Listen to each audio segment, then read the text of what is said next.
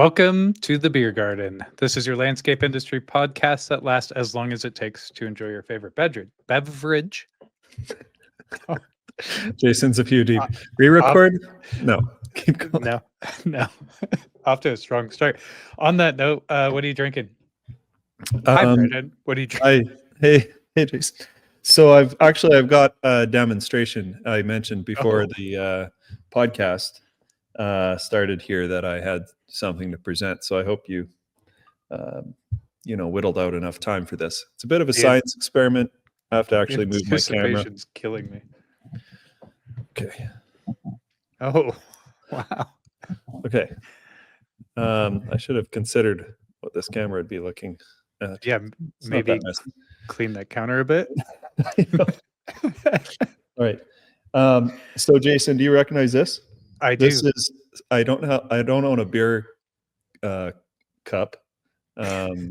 So I just have this mason jar. This is Strongbow and this is Guinness. And we call this a Crown Float. And I remember when you were in Calgary, you tried to order some other name of thing and they kept bringing you the wrong thing. Snake bite. A snake bite, whatever that is. I think that's what it's called. So I just learned in Canmore about a weekend ago how to make this. Let me get this a little better. Okay. There, that's no difference. So you have to use a spoon. I know that makes it look more like drugs. Otherwise, it doesn't quite work properly.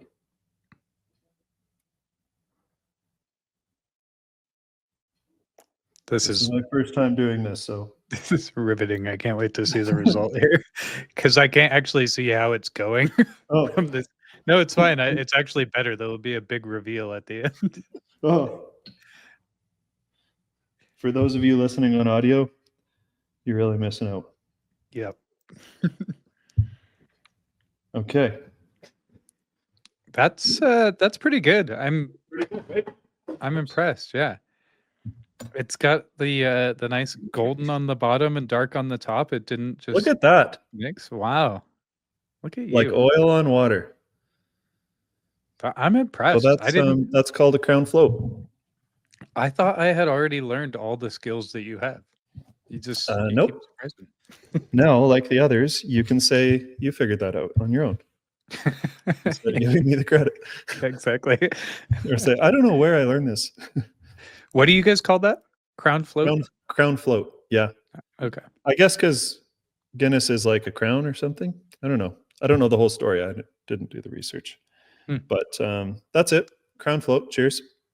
Oh, wait. I got to introduce mine. I can't cheers yet. I am drinking from Sierra Nevada, the Hazy Little Thing. So this is a hazy IPA. There you go. Very nice. Yeah. Now I'll cheers you. Cheers. Cheers. Did your drinks always have the kind of floofiest names? Hazy Little Thing? Yeah. Anyhow, what are we talking about today?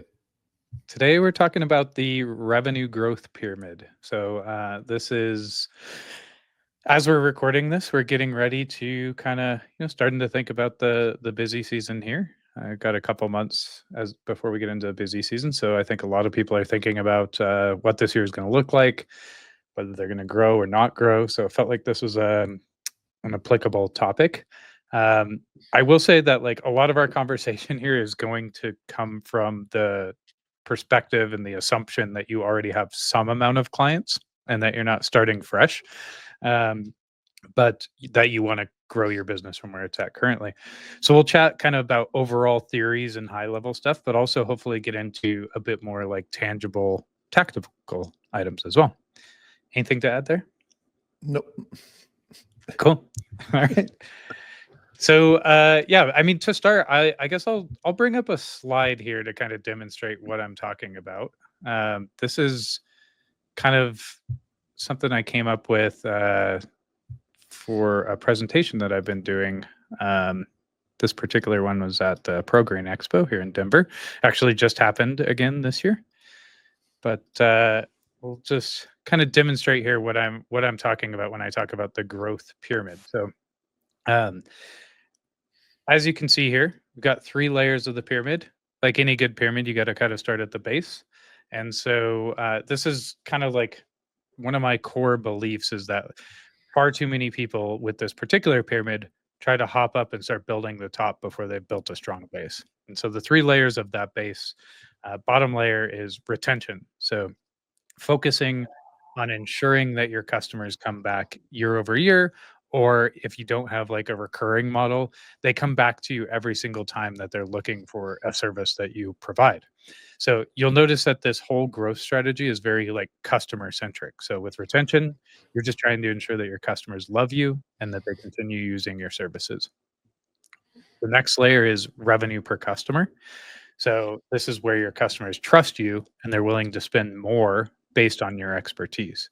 So that's the next layer of the pyramid. And then the top layer and the final thing to focus on is new customer acquisition. And ideally, this is customer driven as well. So your existing customers help build your brand and guide others to you. So those are the three kind of steps or layers of the pyramid. Um, like I think it's important. Like for me, I just think it's critical to not jump to that new customer acquisition. It's always the one that everyone wants to jump to right away.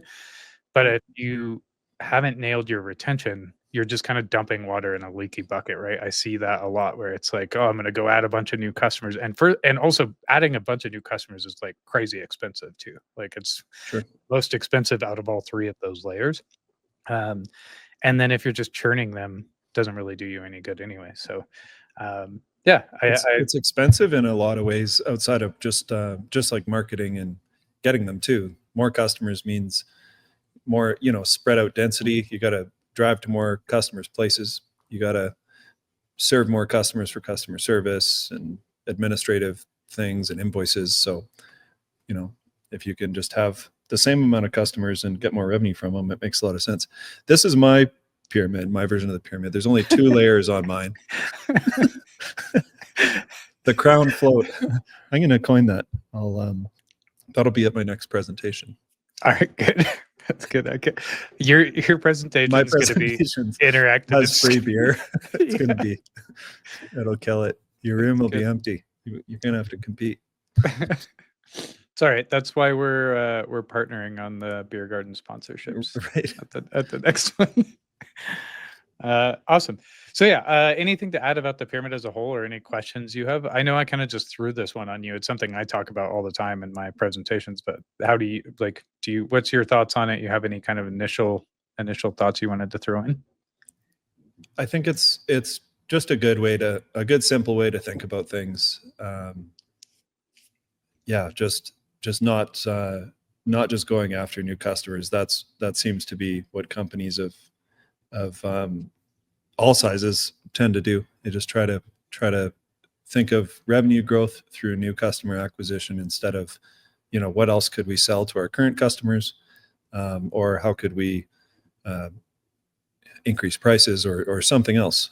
Or sometimes there's customers within those customers that are connected, right? Like I'm sure you'll get into, you do really well with this is an HOA, and then you sell to all the residences, or an apartment building condo complex, and then you sell to the families within it. So Yeah. yeah, a lot of different strategies we'll get into. Awesome. Well, let's jump into the bottom of the pyramid then and talk some specific strategies around retention. And one thing I'll just say here is, as we kind of go up in the pyramid and talk about each of the layers, I think it's really important to like, at least in my experience, to focus on like one. Like make one a primary focus before you move on to the next one. And if your retention's already great, and we'll talk about what great looks like, then yeah, feel free to move on to the next one, revenue per customer. My point is like focus on one and get it really dialed to where it's like this is great, and then move on to the next one. So yeah, on the retention side, let's talk some specific strategies. What are some things that have worked well for you to increase your retention? Both of us have like a really recurring business model. So for retention for us is like customers coming back year over year after year. Yeah, re-signing contracts. So what we're measuring there is just renewal rates. Yeah. How many of our customers are renewing their maintenance contracts versus not. One of the biggest things there is relationship building, I find, with the customers themselves. So it's just greeting them by name.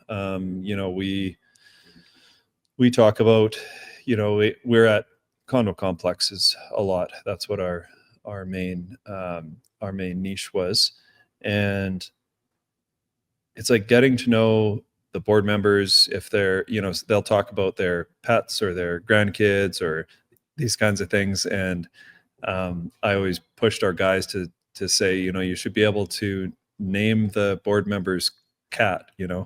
Like I remember this board member, Don. I haven't worked for him for 4 or 5 years, and his cat's name was Scorpio. So it was like kind of a good way to build a relationship. You only, you don't talk to them every day, but you come in and say, hey, how's Scorpio doing, and talk to him on the phone. And it's a great way to build rapport and build a relationship.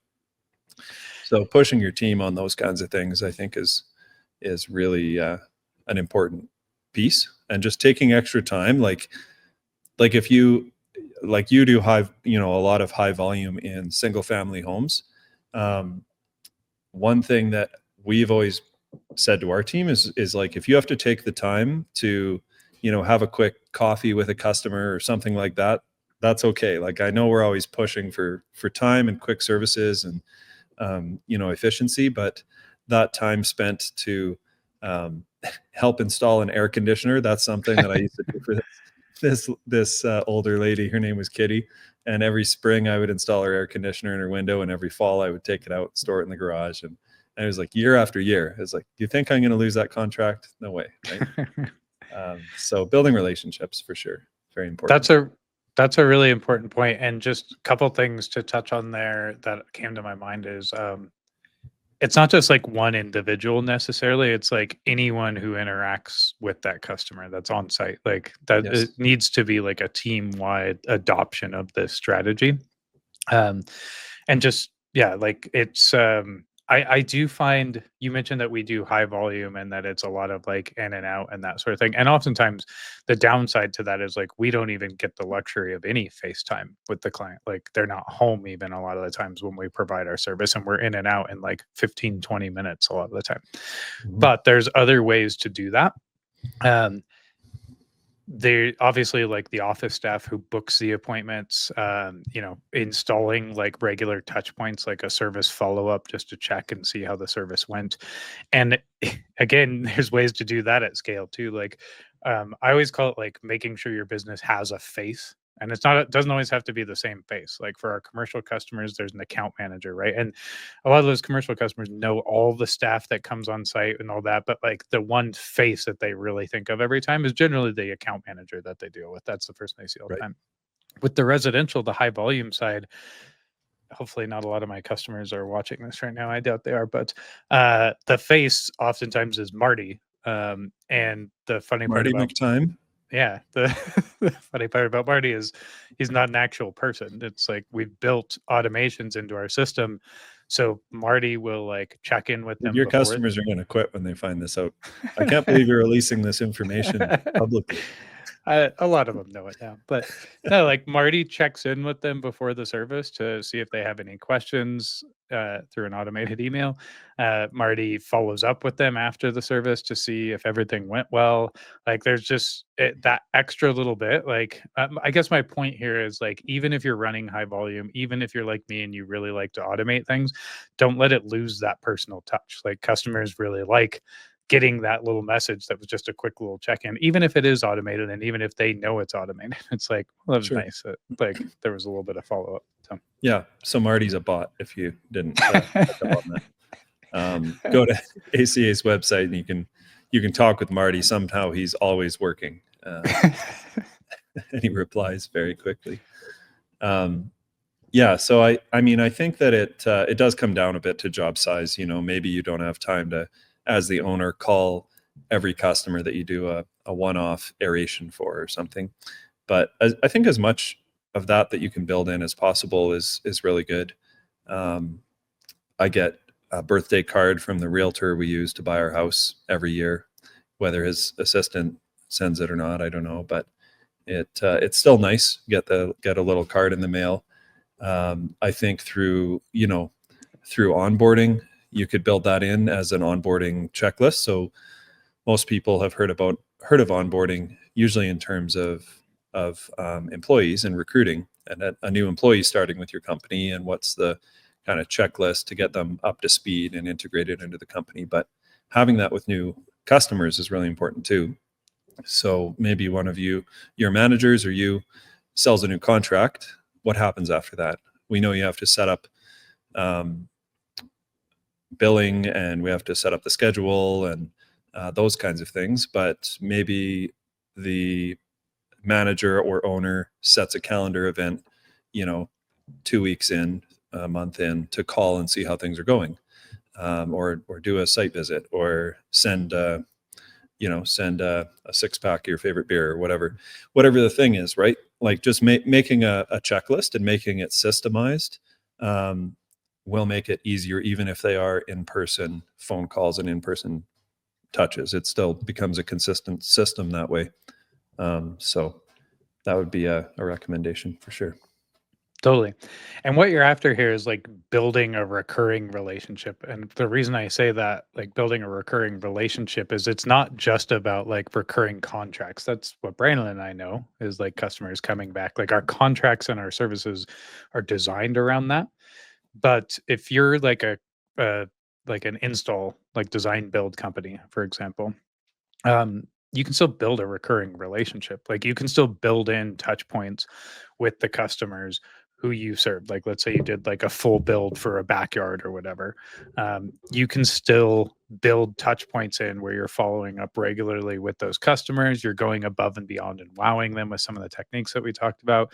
And the goal there is so that like the next time anything comes up, whether that's like, hey, we want to do the front yard now or whatever, Mhm. you're the one that they come back to.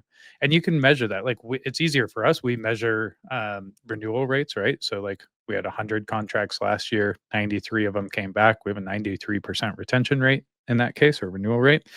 But you can do a similar thing with one-off services or design build, that sort of thing. It's ultimately there's a lot of data out there, and you probably know better than we do on like how frequently customers of your ideal client type need the service you provide, and then you just measure return rates on those customers and compare that to like the average, right? So if customers generally like do a landscape project, I don't know, call it every 10 years, and you can start to measure like how many of our customers come back to us in a 10-year time frame. So what's our return rate compared to like how many customers we served?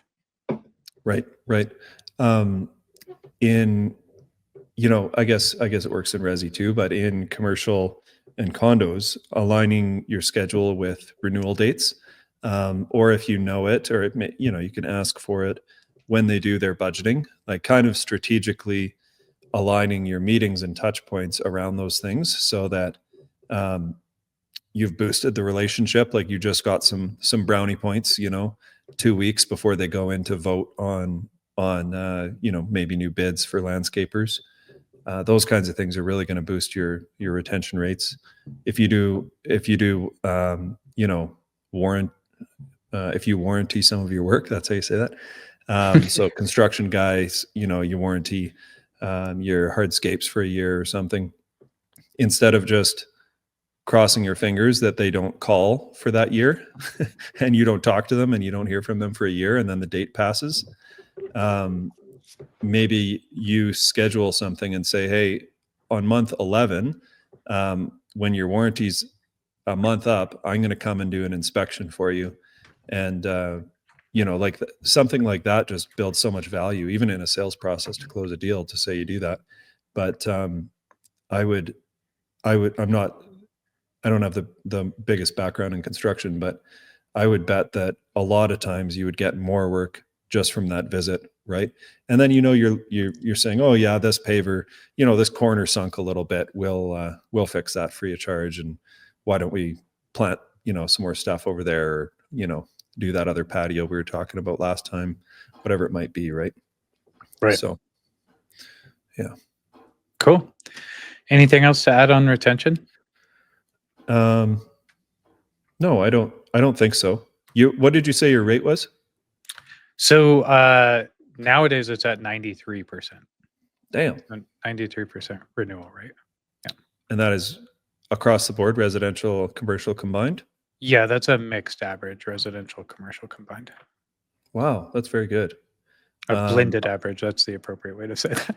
Well, yeah, we've always kept it professional up until that moment. You wouldn't want to slip.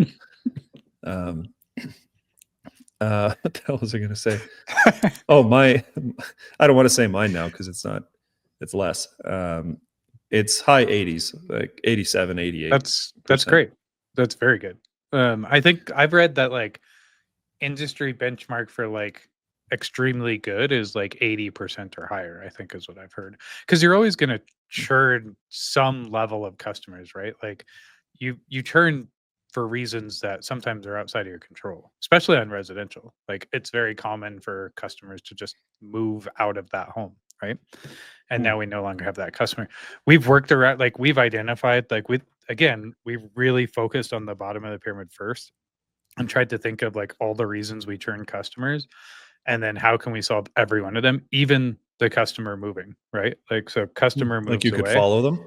Yeah, we can follow them. That sounds and creepy. Stalk them to their new house. Yeah. Hi, it's Marty. His bot calling you. No, the goal is that like provided they move somewhere in your service zone, they continue to use you. But also like this doesn't Tesla robot. Yeah. Just walking down the street, following them, knock on their door. Hi, you just moved in? Yeah, I know that you did. Yeah, we've got a chip in your phone. No, so this other one doesn't necessarily help with the retention because we would still measure this as a lost customer, but hopefully we retain. So you can measure retention also off of like address retention, right? So like property retention versus customer retention. Like you sign the new owners? Yeah, you sign the new owners. So they like and that gets into like new customer acquisition too, because in a perfect world, like that initial customer moves somewhere else in your service area and you keep them and they refer you to the new homeowner and you just grew. So yeah. And that happens with property managers all the time. Yeah. Yeah, our best I don't want to say this now like you. My property managers might be listening. I know, but the best property managers are the worst property managers, like the best customers, because they get fired all the time and they're like, Brandon, here's a new portfolio. I just started a new job. And then 3 weeks later, Brandon, I just started a new job. Here's a whole new portfolio for you to bid on, and you get left behind at the mall.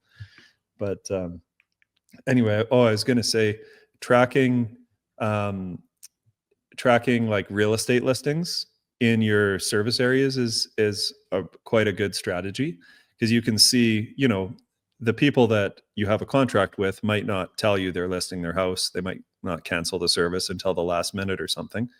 But when you can track new listings, then you can do promotions like flyers and stuff. Just say like, welcome to your new home. You just saw it got purchased, and you can kind of send out flyers that way too. Yeah. Or so I've heard. That's we can talk about this a bit in acquisition as well, but that's one of the primary reasons that we actually do allow our recurring contracts to be transferable. So like for the same address, because that'll happen a lot where, customer moves away, but they're like, well, I've already like prepaid for the season or whatever. So they'll add that into like the value of the sale, right? So it's like, yeah, you've got another 6 months on the summer landscape contract. And then we just got to win that customer over so they renew with us for the next year. Right. Good. Cool. So, all right. So you've got your, like I said, thank you for bringing this up, but like what I've seen is that 80% or better is considered like pretty solid retention. I would push for like, call it 85% or higher, like get to that point and like really like figure out, and it gets fun, right? Like you just, like I said, start to list all the reasons people churn and figure out the different ways to solve them. So you can get pretty granular with it, but let's assume that you've done that now and you're at 88% retention. And now it's time to focus on revenue per customer.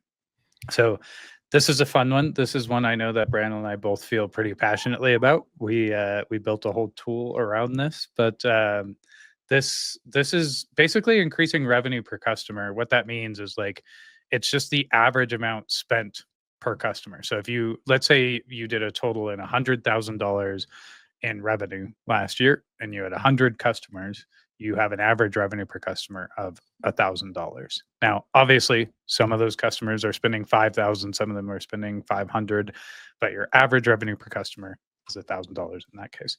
So there's a few different things that you can do to increase revenue per customer. And the first, I always want to touch on this one first because I think it's the low hanging fruit that everyone's afraid of and people generally avoid. And they try to get super crafty and like come up with all these other things. And ultimately, like when I see this happen all the time, like I can think of specific examples of people like coming and talking to me about like, how do I do this? How do I increase revenue per customer? And they just skipped over the first step, which is increase your pricing. That's Yes, like absolutely. that's the easiest way to increase revenue per customer is increase your pricing.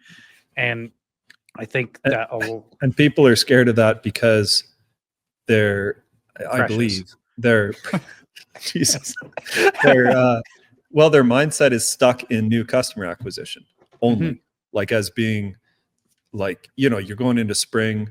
I just hired another crew or something, bought some new equipment. I have to pay for it. I got to sell, this many more customers this spring than I had last year. And Yeah. then you add on to that, okay, and increase your prices this much. And it's like, but that, it just feels way too risky. That's But always yeah, sorry, go ahead.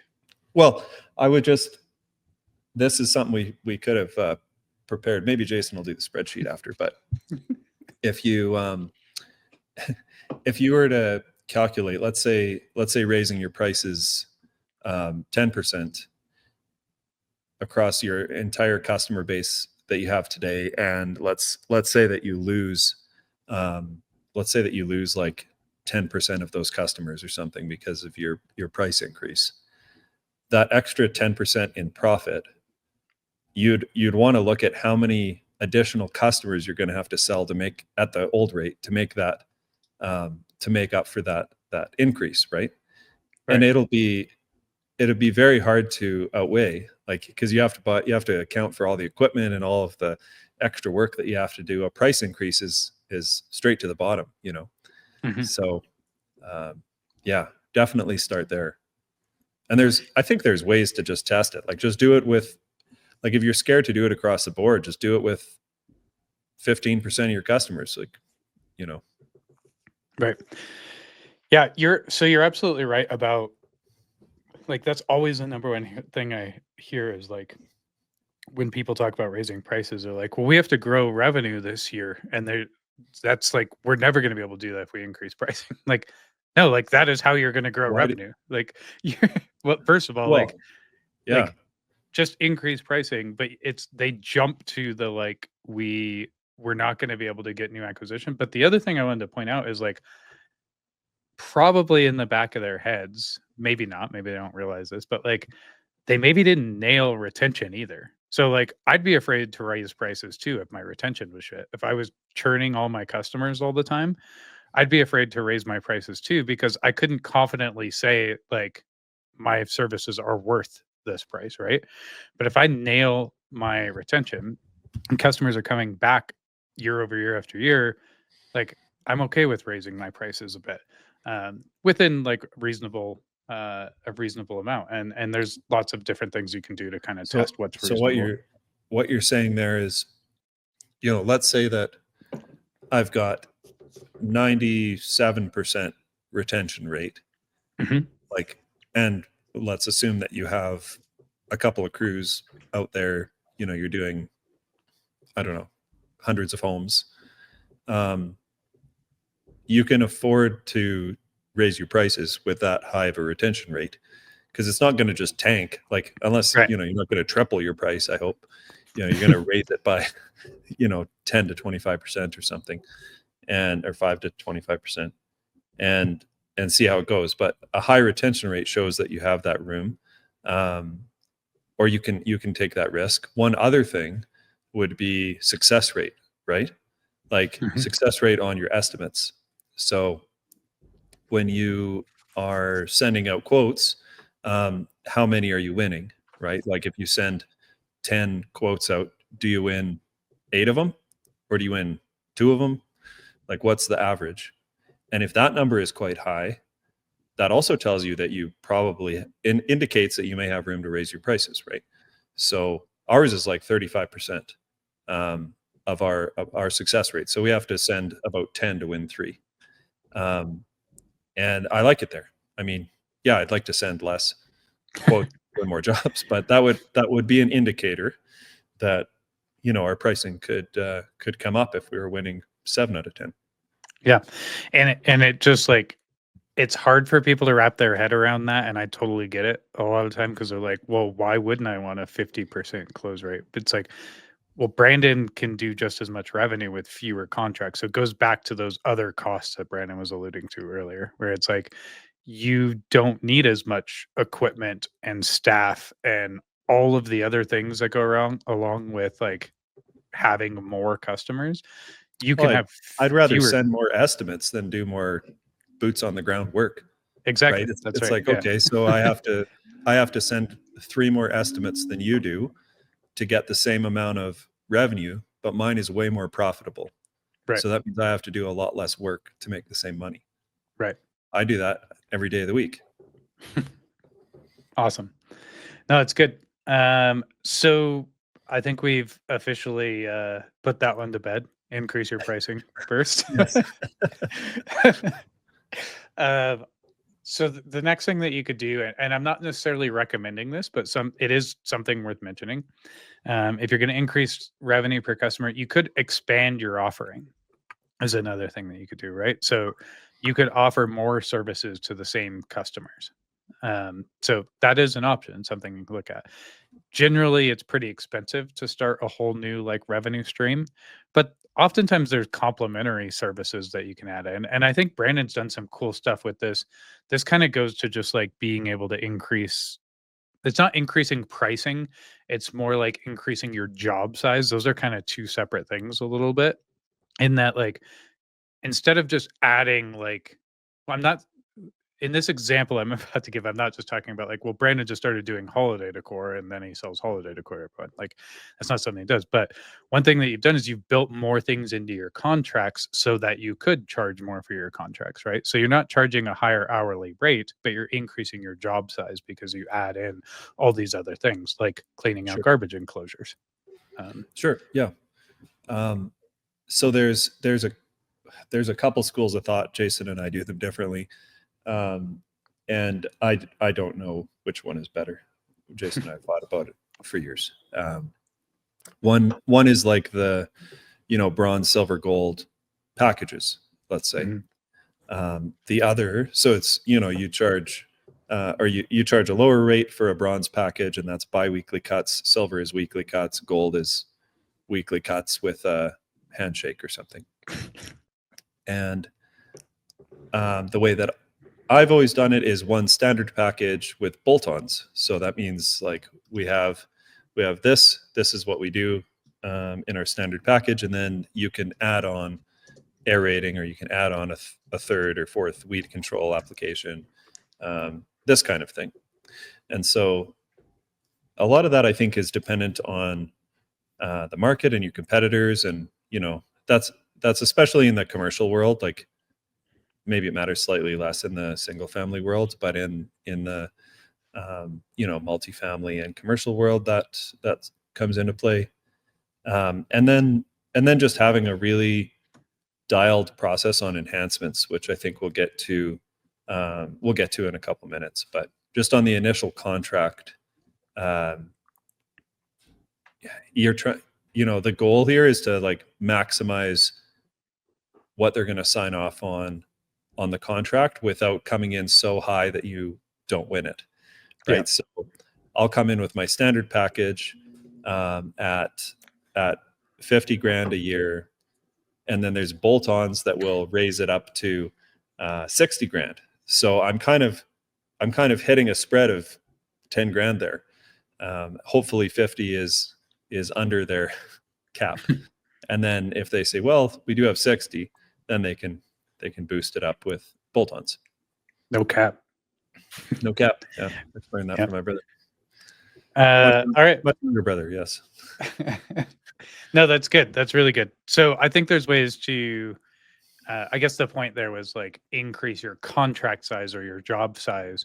That is like one way of doing it. And then also there are the other side of like expanding your offering beyond just like your kind of core services, right? So expanding your offering could be the extreme, right? Like starting a holiday decor division or starting a lawn treatment division if you don't have one. Those are options. They're and not necessarily always bad options, just tend to be a bit more expensive and labor intensive to roll out. Um, to start like a Yeah. new kind of thing that you're doing if you want to do it well and kind of have it be standardized. Um, the last one that I'll add is something I really love, and that is cross selling. So not only what I mean by cross selling is like customer generally comes to you with like a want or a need, right? And you fulfill that want or need, but then oftentimes the relationship ends there. It's just like, okay, we finished the thing that you requested, and then we're done. But cross selling is like building your systems in a way that that customer is like uber aware of all the different things that you offer, and you're kind of funneling them into all these different things that you offer. And if you're really good at it, I think not even just cross selling to that one particular customer, but then having that customer like kind of cross sell your different revenue streams to other areas. So this is another one I can pull up a slide for, from my little presentation. And this is just an example of like our cross selling method. Yeah. It's So I've seen this really done, starting. and maybe other people have too. Like a common one, you get a home service like carpet cleaning, and then they start cross selling you on like duct cleaning Yeah. and all this other stuff. And you signed up for $250 service, and you end up with an $800 bill by the end. And sometimes different trucks are coming; they're branded differently. Yeah. The same company owns them all. Yeah. So, or actually, home inspection. That was the one that really got me. I got a home Yeah. inspection on this.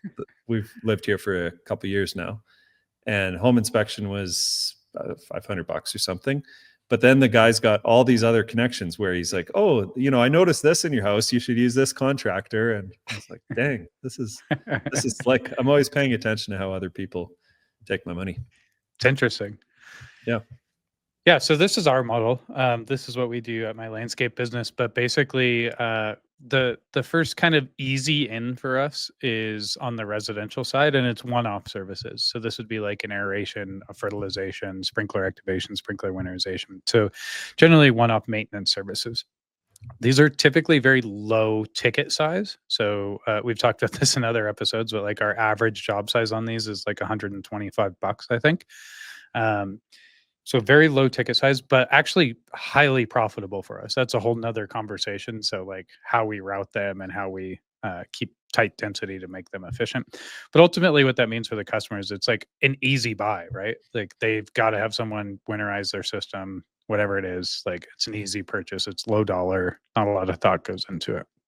And then we have a straight connection from that to residential recurring, which is like our bread and butter. Our recurring contracts are like our core services for both residential and homeowners associations. And the way that we bridge that gap and tie those together is really simple. Anytime someone signs up for a one off service with us on the resi side, automatically we pull aerial measurements of their property. And as soon as that resi one off service is completed, we shoot them a quote for recurring services. And in that, we're like pitching, like, hey, notice you signed up for a sprinkler winterization. We actually have a package that includes sprinkler winterization every single year. It also includes all your mowing, your fertilization package. There's a good, better, best option, all those things that we talked about.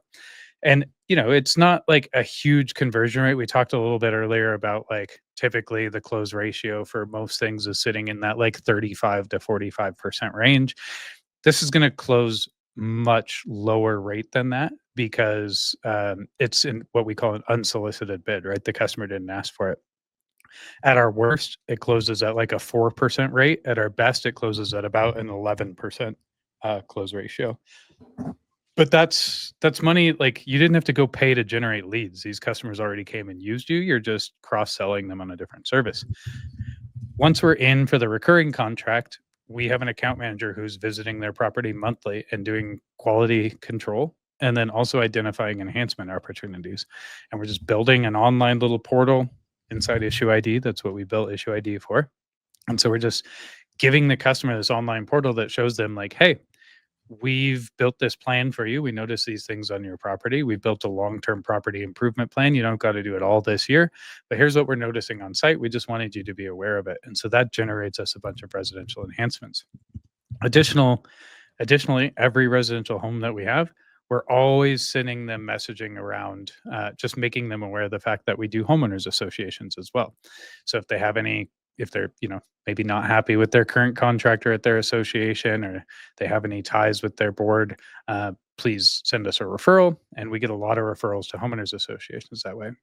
On the other hand, anytime we land a homeowners association, one of the first things that we do is we send them a one pager that says, hey, every home in your community now gets a 5% discount on any of our services. Just use this code. And so homeowners association recurring contracts generate us more residential recurring and residential one-off, because they all get a 5% contract and we get tons of density. And then same thing with homeowners associations, account managers visiting that site monthly at least, and they're doing quality inspections, which are generating more enhancement opportunities. So that's our kind of cross-selling environment.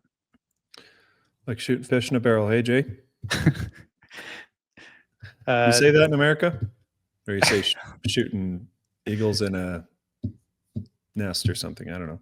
It's it's shooting fish in a barrel. We just do it with an assault rifle, where you guys do it with a handgun. So cool. I was just gonna add, like, if it's I think something often overlooked is how valuable and important your database is of customers and the homes, the customers, contact information. If you don't keep track of those things, they're worth so much more money. Like years from now, you add in a tree division or something, and it's like a built-in marketing engine that you've been building over years, hopefully. So, just make sure that you keep that thing up to date as much as possible, and that you're tracking that stuff. That's your strongest thing to lean on when you're adding a new service or these kinds of things that we're talking about. And then for enhancements, what Jason was talking about, you can really line up your marketing and production when you get good at this. So on the one-off sales, so like obviously there's timing for something like an irrigation winterization. Like, I don't know that much about this part of Jason's business, but I assume you push out a bunch of marketing near the end of the summer, and then you're just back to back doing a whole bunch of irrigation and everybody, blowouts, and everybody thinks of it that way in that example. But you can do that with mulch too, or any service really.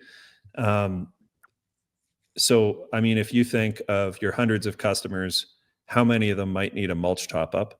Let's say 20%, probably more, but let's say it's 20%. So if you had 1,000, you have 200 homes that need a mulch top up. You send them all quotes and you get, 100 of the jobs. That's newly found revenue with no new customers. And then you can put dates on those things. So you can say, we need to have this job accepted by this date. We only serve one type of mulch, maybe, to make it simple on the production side. Like, always be thinking of the production side of things. And then we're going to bang these jobs off in these 2 weeks. So you're not shuffling all these services around on your enhancement crew's schedule. They're just doing those mulch jobs steady for as long as it takes. And then you get a bunch of efficiencies on that side too, just like your irrigation winterization crews, right? Totally. So yeah, really good point. Buying mulch in bulk, like all sorts of like advantages that come with grouping things together like that. All right, so you've nailed your retention. Now you've got really good revenue per customer, and you've like really nailed that. You've saw a great increase in that. Now you can focus on new customer acquisition. So only if you're sure that you yeah, exactly. So let's talk about what are you doing you're just not answering the phone that entire time, or what do you no, you're just like, not, sorry, still trying to you're just not spending money on new customer acquisition. Okay. Yeah. I know that was a joke. It's I know. testing you. We've had this conversation in one of our businesses. Um, so new customer acquisition. Now we're going to focus on that. I always like to start like again, this whole pyramid is very like customer centric, and by now, like you should really have wowed these customers. Like they're coming back year after year. They're spending more money with you than they were previously. Like now you've got a bunch of what the marketing industry likes to call evangelists, right? Like these are the customers who like they believe in you and they put their money where their mouth is. So new customer acquisitions should start with that in my opinion. So lean into those reviews. So that's typically the first one, ask for reviews and testimonials. That's an easy one, right? Like did we wow you? If so, can you help us out by just sharing a review? And then transition that into a referral, right? If they're willing to give you a positive review, kind of take it to that next step. They've invested a little bit saying, "Yep, I gave you a 5-star review. Cool. Do you know anyone specifically that would benefit from our service as well? Would you be willing to share us?" There's a lot of cool programs out there to help you with this, like tracking reviews, tracking referrals. We use Nice Job. It's really good for that. But there's a lot of ways, and I think we could do a whole podcast on that transition from review to referral. There's like an art to that, like taking it from review. Actually, I think there's a even a step before that, taking it from like private feedback to review to referral. So I think there's like an art to that and a lot of different ways to do that. But the point being, like, lean into those customers that you've just like wowed and use that as a growth strategy first, and then kind of move on into some of the other strategies. Do you want to speak to some of the strategies that have worked well for you for a new customer? Yeah, I do.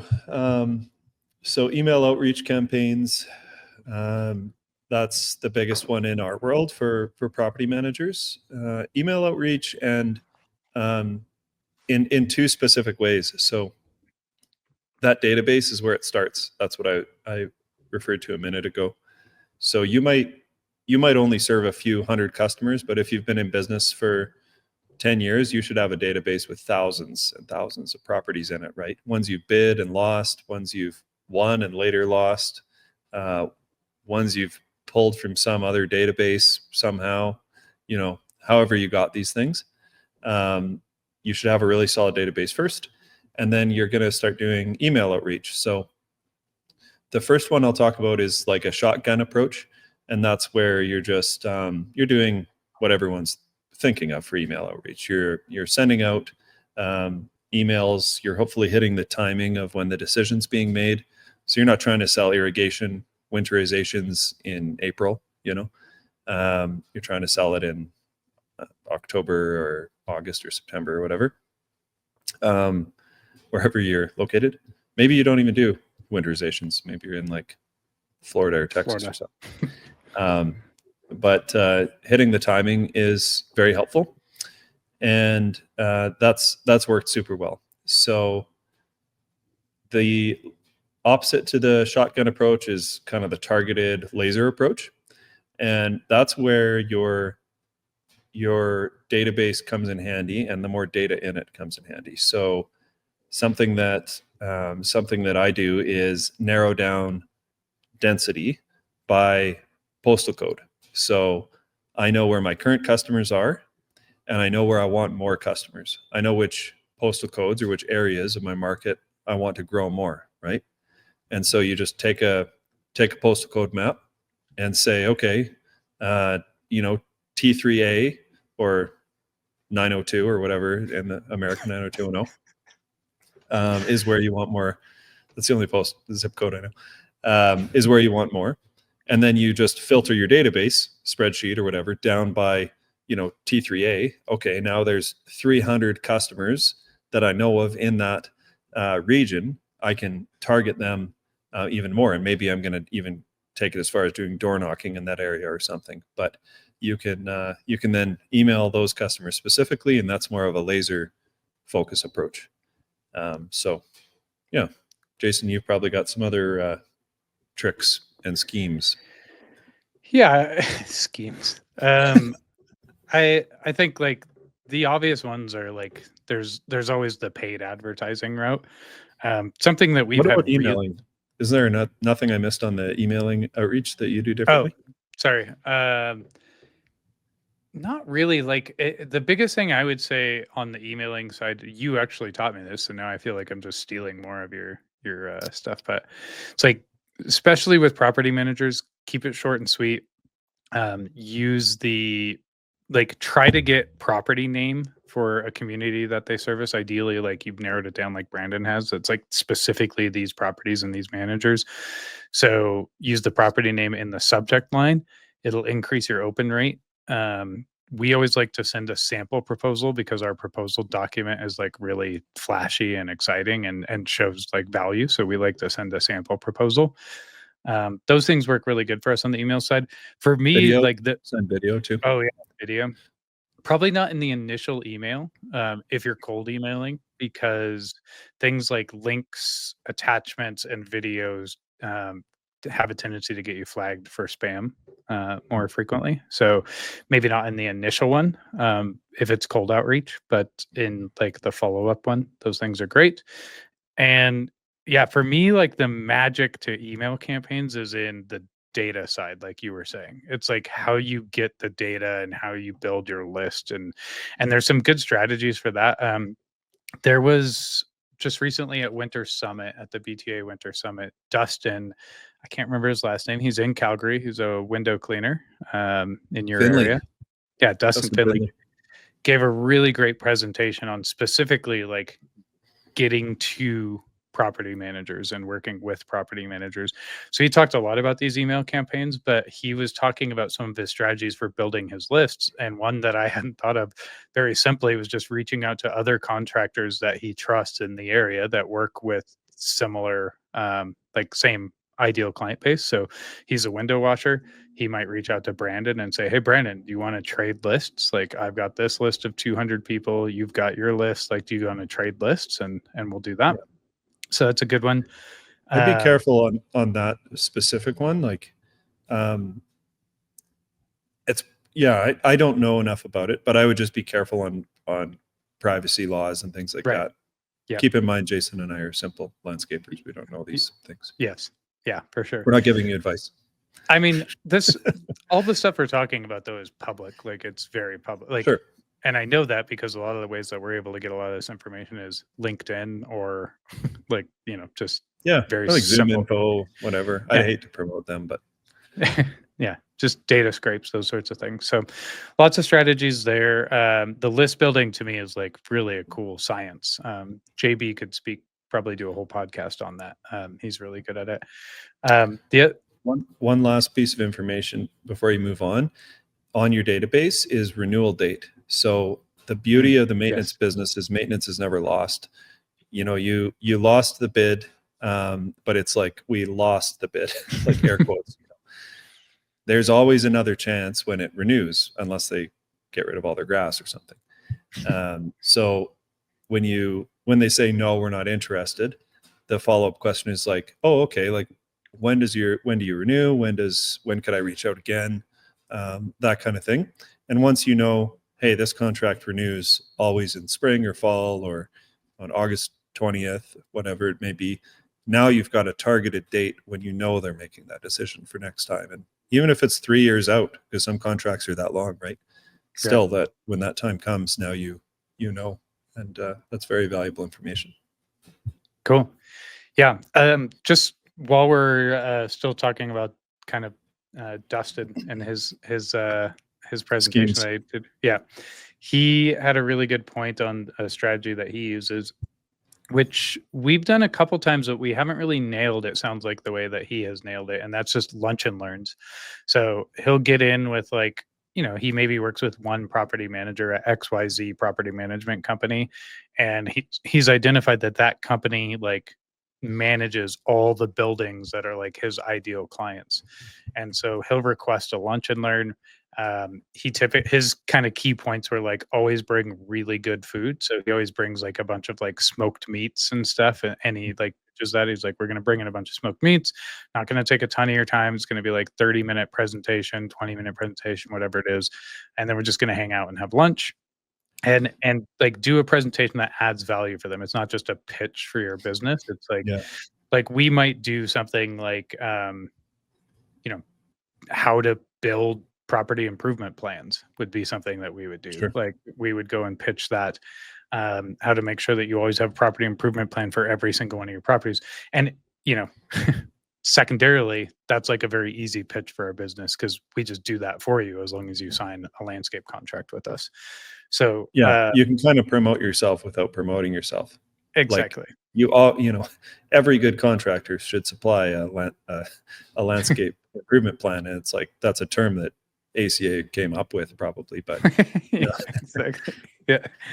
But I've So, seen it done where they teach property managers how to identify pests on trees, yeah, or like here's the basically the things that you should look for or the things that you should expect from contractors, and it's a way to stand out because you're kind of saying, you know, your contractors should be reporting all of these things if they're on your sites.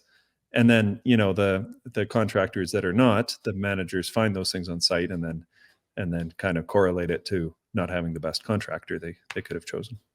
totally. Yeah, so I thought the lunch and learn thing was cool. I can't say that we've like nailed that, but Dustin had some really good luck with that, and I say luck, had some good success with that, and yeah, had some valuable points about that. And then finally, there's paid advertising and all of the like paid strategies. We had really good luck the last couple of years with Google local service ads.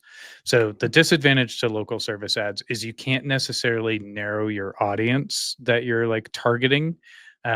There's some things that you can do to narrow it, like we narrow it by zip code for service area, and then you can indicate the services that you offer, for example.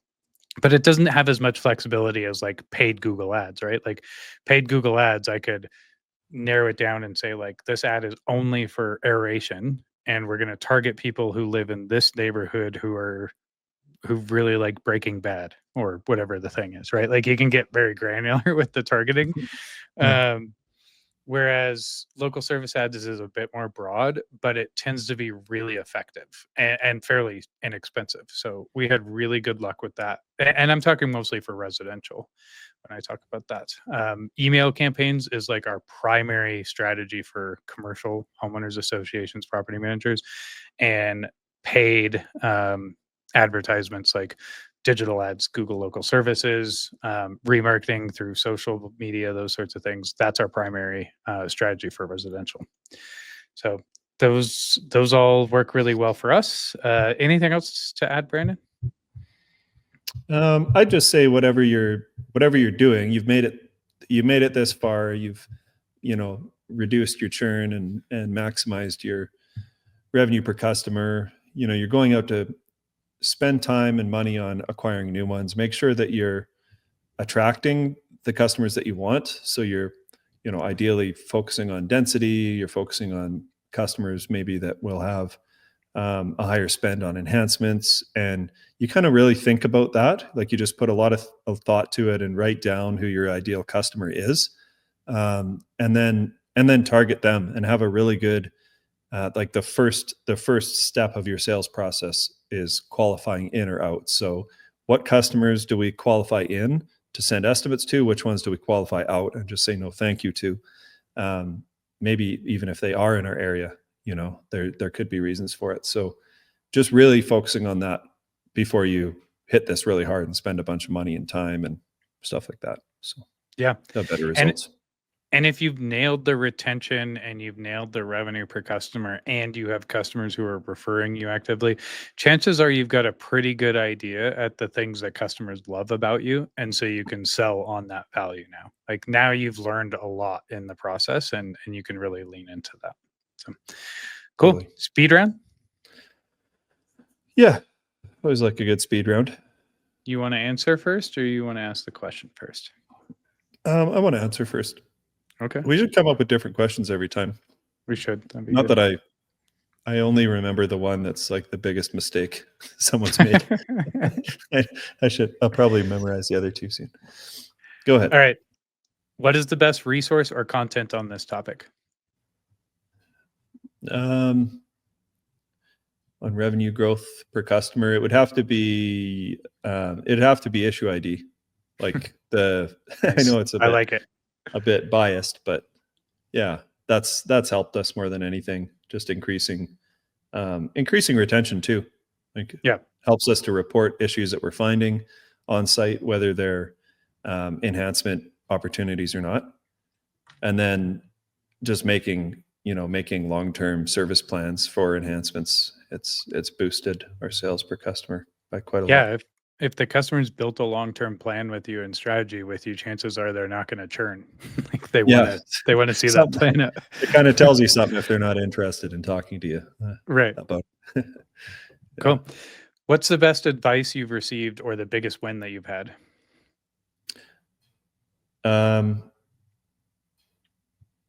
Yeah, just like building the flywheel, I guess, in general, about selling more to each customer. And um, when we changed our tune from just getting as many customers as we could to increase the top line, and we realized what we could do with less customers, it changed our business completely. Like, we started focusing a lot more on the bottom line and other efficiencies and things like that. So yeah, I'd have to go with that, I guess. Okay. Just a general focus on it. Cool. What's the biggest blunder you've made or seen others make? In maintenance, not systemizing your enhancement sales. So Hmm. when you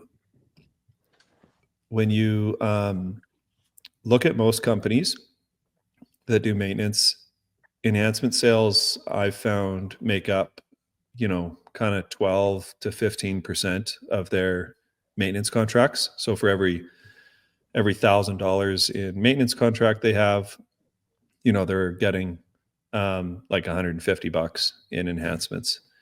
And like, the opportunity is so much greater than that at this, and we were there, if you go back 8 years or 9 years, that's what we were doing. And it's because we were just only getting requests. So that's only like customers calling and saying, hey, there's a dead shrub, can you replace it? And we go out and do it. That was nothing to do with suggested enhancements. And it's just ridiculous. There's so much money sitting on the table. And when we were doing that too, by the way, we were getting complaints that we weren't reporting what we had seen on the site. So it's like, why didn't you guys bring up the fact that my patio was failing and sinking? And why didn't you bring up there was a dead tree and we're losing contracts and leaving money on the table? So it was like a terrible situation.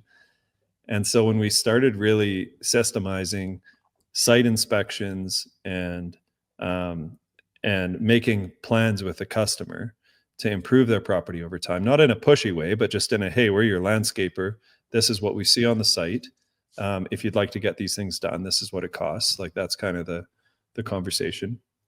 It really changes the dynamic, and you kind of become a trusted advisor. I've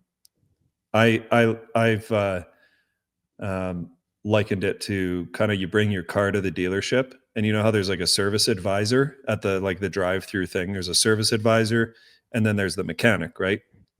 Like, who are you more likely to buy from, the service advisor, or if the mechanic pulls you around back and shows you something and says, hey, you should get this looked at, right?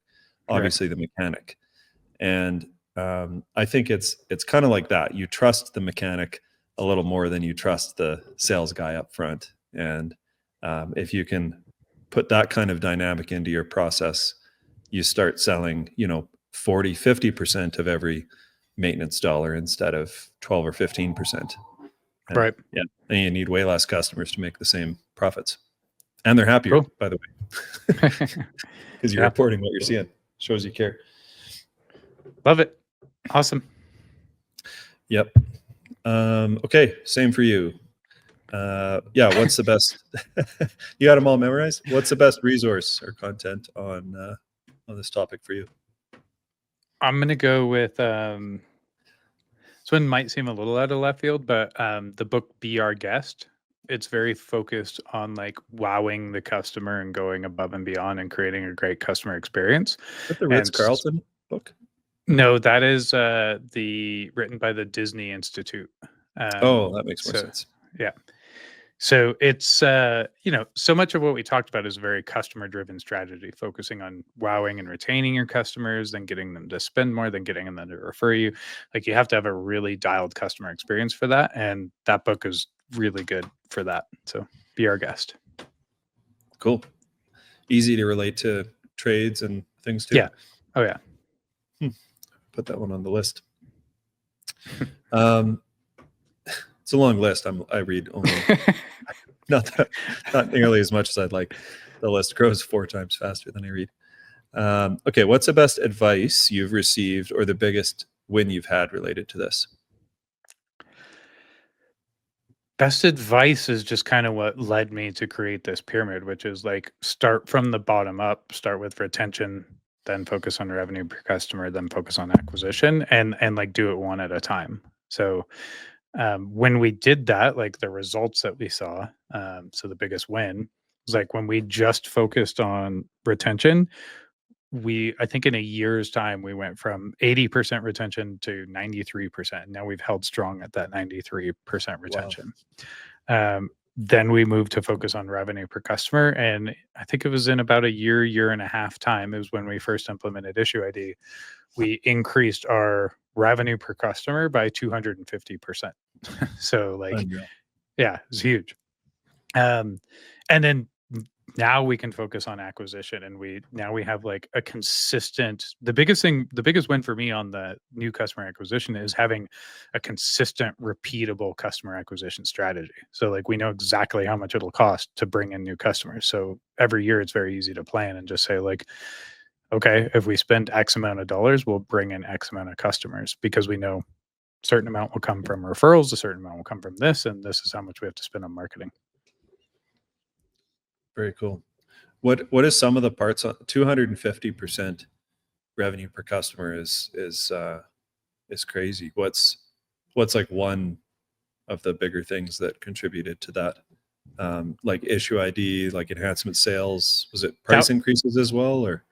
It was both hand in hand. So we raised our we raised our prices that year. But the biggest one, that the year before that was when we had the big price increase. So the year before that, we increased our price by like 28 to 30%, depending on the, See, everybody, you're waffling on 10%. But we had a lot of room to do that. It needed to happen, but I was precious about it. I was like all concerned about raising. But that was the year before the 250% increase. So we had a smaller increase that year. The biggest driver was enhancement sales that year. That was the first year that we implemented Issue ID. And it was the first year we were like, you actually said this, like having a system for enhancement sales. Like we knew the problem and we knew that we wanted to focus on enhancement sales. We saw the opportunity there. The first year that we actually implemented Issue ID and we had a system for it, and it was just like, no, every property gets a site inspection every month. And every month we identify all these things, and then we put a price to it, and then we get a sit down with the board, and then we present them with this plan. And like building that system out was huge for us. So we measured that by, you talked a little bit about this earlier, but like the percent of revenue, like enhancement sales as a percent of contract revenue, or enhancement penetration. So the start of that year, another fun metric, we were at like, I think it was like 22 or 25%. So for every $100,000, we would generate around $100,000, we would generate around $25,000 of enhancement revenue. And then at the end of that year, we were at 48%. So for every $100,000, we would generate $48,000 in enhancement revenue. So that was the biggest driver by far. It was just selling more enhancements that year. Yeah, I think it was just having a good process for that, and something that we like lean into now. Nice. That's why you're able to wear a Milwaukee hat and not a Ryobi hat. I love Milwaukee, by the way. Please sponsor us. I know the amount of Milwaukee stuff that I buy. The Milwaukee rep, just quick sidebar. bought a bunch of Milwaukee stuff at Home Depot a while ago, and part of that, like some of it was a bunch of stuff I needed at my house, right? So like a circular saw, a sawzall, like all this stuff, and it was on sale. So I had like a shopping cart just like overflowing with Milwaukee stuff. And then I also need to get some stuff for a company event that we were doing, like a white elephant sort of thing. So I got a bunch of like Milwaukee What's hats. that? Is that kind of some kind of seance? White elephant? You've never done white elephant? No, I don't think so. Oh man. So like everyone brings a gift and contributes a wrapped gift. And Oh, it's that's like Secret Santa. no, that Secret Santa is when you specifically get it for someone, but they don't know that it was you that got it for them. Like you draw their name and then you get them a gift. Hmm. White elephant is everyone just brings a gift. You put it in the circle in the middle, and then the first person gets to go and they unwrap their first Oh. gift. And then the second person goes and they can either steal that gift or they can unwrap another gift. And then the third person goes, they can steal any of those gifts or unwrapped a new gift. And so Exactly what it is now. yeah. We call it something else, but it's like it has a race name in it. So I think it's like there are some other names for it for sure. white elephants. Why is it called that? I don't know. Oh, actually, I do know this. There was another podcast on this. Stuff You Should Know did a episode on this, a holiday episode, and it was this dude. I can't remember who now, some emperor or something. But essentially, moral of the story is like he would get you this gift if he didn't really like you, and it was like an albino elephant, and like you'd think like awesome. You're like, oh yeah, it's this big extravagant gift, but like they were very like expensive and like difficult to take care of, and so it was like kind of like a he doesn't like you sort of thing. So supposedly that's where the name came from. I could be butchering that, but go listen to the Stuff You Should Know episode about that. Cool. All right, speed round, final question. Wait, hold on. We call this the slow round. Oh, you're still going. The Milwaukee story. So to wrap up the Milwaukee story, I'm walking out with all this stuff, like some like big ticket items and then a bunch of small stuff for the white elephant thing. And the Milwaukee rep walks up to me and I'm like, here we go. Nice. Like, I'm going to get some free swag. He was in the Home Depot. He's wearing all his Milwaukee gear. And maybe he'll give me some of this white elephant stuff for free. And I'm wearing my Milwaukee hat that I've been wearing for like years as I'm like doing. And he walks up and he's just like, wow, a lot of stuff there. That's great. That's awesome. Like, really appreciate that. Like, here it comes. And he's like, do you mind if I just grab a photo of you for my boss so I can like maybe put it on the website or something? What a dick. And then that was it. Like, damn it. That was it? He didn't even give you like a free pair of gloves or anything? Nothing. No. And I even had gloves in there. He could have Which just Home Depot was that? We should call them out. That's everyone leave a 1-star review at this Home Depot. It wasn't the Home Depot though. It was the Milwaukee rep at Home Depot. It was like he wasn't even a Home Depot employee. He was a Milwaukee rep there to represent his brand. And no free swag. Yeah. That's terrible. I know. But I still love their stuff. Speedrun question 3. All right. What is the biggest blunder you've made or seen others make? I beat this to death already this episode, but focusing on new customer acquisition when your churn is high. So like not focusing on retention, just dumping money and resources into getting new customers and then immediately churning them. Yeah. You know what's just as bad is not even tracking any data to know what your you know, like if you don't even know what your churn rate is or what's the other word for that? Churn's retention? Like a tech word. Yeah, what your retention is. Right? Whatever is the people other word. Know what I mean by now. Yeah. Said it 4 different ways. Start tracking that. Yeah. Cool. I almost had a spit take there. Getting to the end of the episode. I'm getting the end of this crown surly thing. Yeah. Getting angry. Okay. What's your beer rating? I'm gonna give this a great out of I don't know, great out of 10. Okay, nice. Yeah. I just remembered, will this come out before I go to South by Southwest? Maybe not. It might come out like while you're at South by Southwest. Interesting. If you had just seen me while at South by Southwest and then you see this video, I don't know. That would be really amazing. Maybe it'll come out while I'm down there. We're going Michelle and I are going down to see my favorite podcast. I like it almost as much as my podcast, maybe the same. It's called Dignation with Kevin Rose and Alex Albrecht. Highly recommend. Awesome. Yeah. We're going to see a live show. And one day, Jason has played at South by Southwest in his music years. Didn't you like organize? You did some stuff. Yeah, we played down there 10 or 11 years in a row, and then we organized our own showcase down there as well. Nice job, Jason. And now we're going to regain that similar fame with our podcast, and one day we'll do a live show at South by Southwest. I hope so. I love South by. Not this year. Jason's not even coming. No. My beer rating is a 4.2% alcohol. Okay. This, I don't know if that's really good or bad. This has a nitrous. A ball in it. This Guinness. It's really interesting. It's like watching a cat play with a ball of yarn. You could fascinate yourself for hours. No, this is a good drink. It's a good winter drink. Highly recommend the Crown Float. It's Strongbow first. If you're on audio, Strongbow first, about half your cup, and then pour Guinness on top with a spoon, so it doesn't go into the Strongbow too deep. I don't know how to describe that on audio, but yeah, you want to pour it just gently so it stays kind of on top, and then you've got yourself a Crown Float. Nice. Yeah. 9 out of 10. I do like a good snake bite. 4 out of 10 in summer. It's like drinking milk. Yeah, it is a bit thick for summer, as Jason calls it. Okay.